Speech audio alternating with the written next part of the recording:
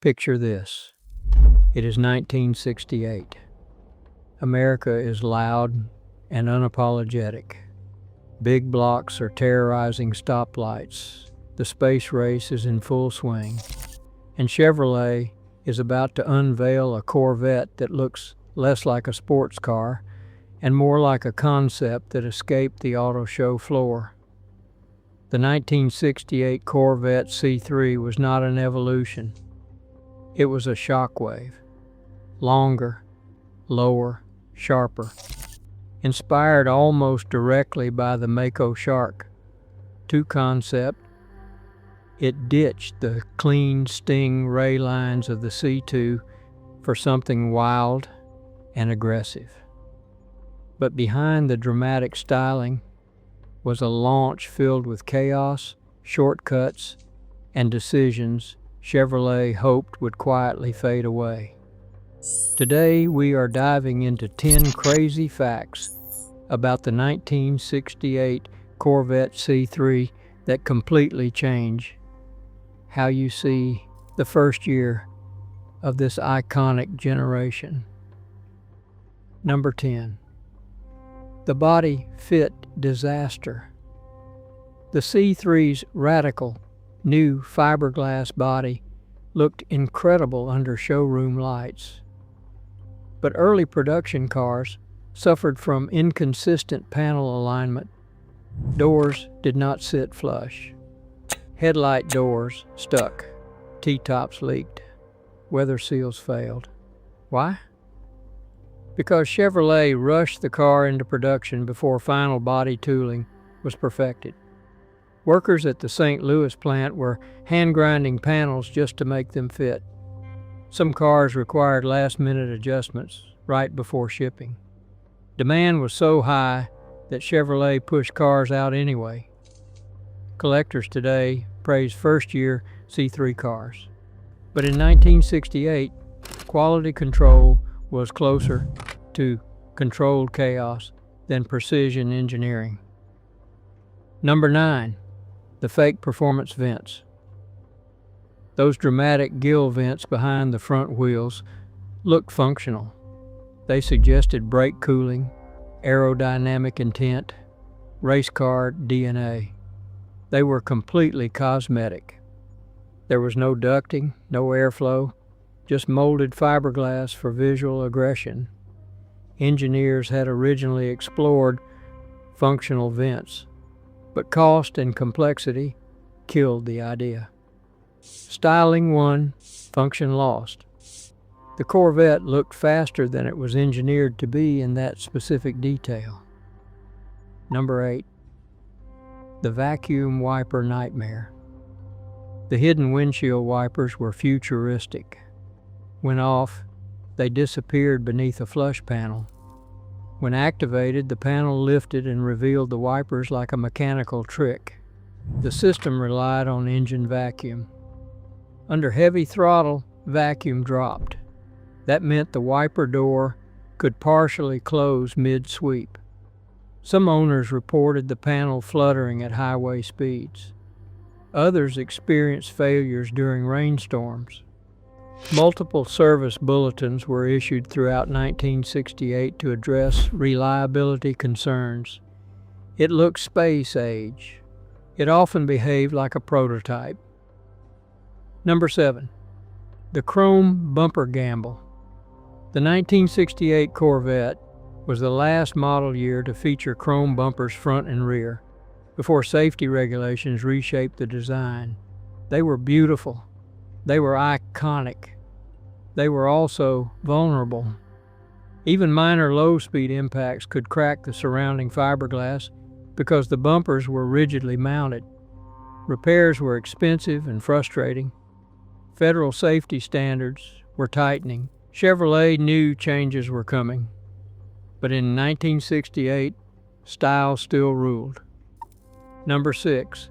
The horsepower illusion. On paper, the engine lineup looked monstrous. The base 327 made 300 horsepower. The L79 small block was rated at 350. The 427 big block ranged from 390 to 435 horsepower. Those numbers were measured using gross horsepower ratings under ideal laboratory conditions. No accessories were attached, no restrictions, perfect tuning. Real-world output was lower, but the street performance still felt brutal. A properly tuned 427 Corvette in 1968 could dominate nearly anything on the road. The numbers were inflated. The experience was unforgettable. Number 5. The T-top growing pains. The removable roof panels became one of the defining features of the C3, but in 1968 the ceiling systems were still evolving. Early cars experienced water leaks and wind noise. Some panels flexed slightly over rough pavement.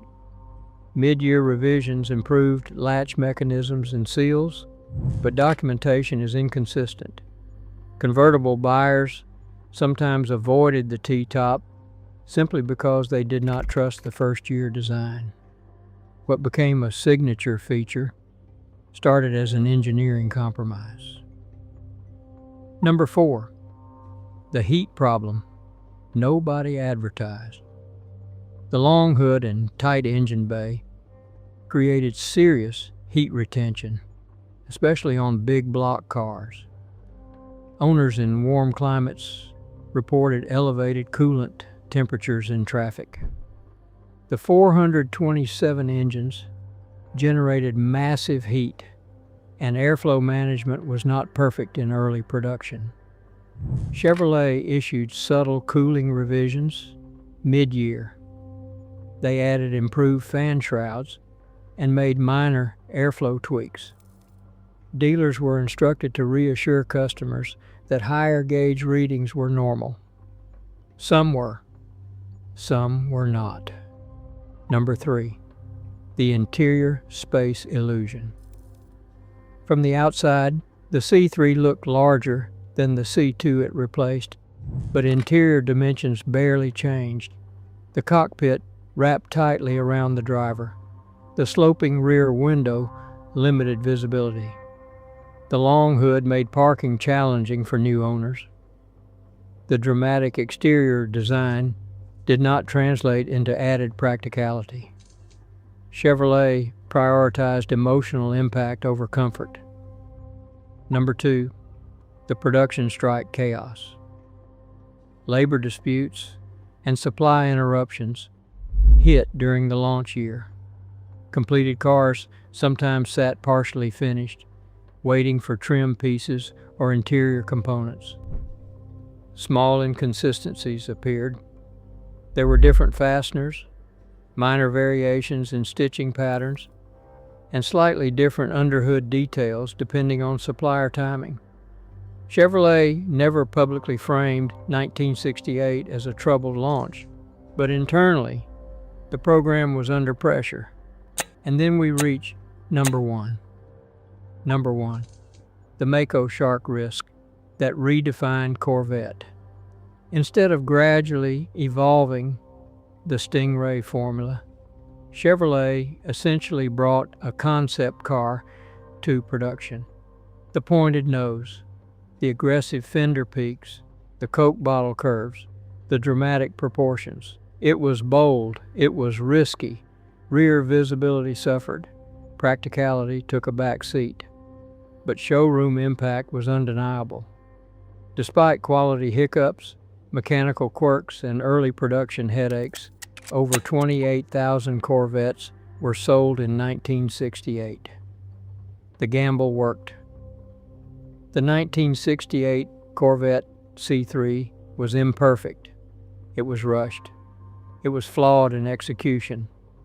But it proved something critical. Performance cars are not built purely on numbers or panel alignment. They are built on emotion.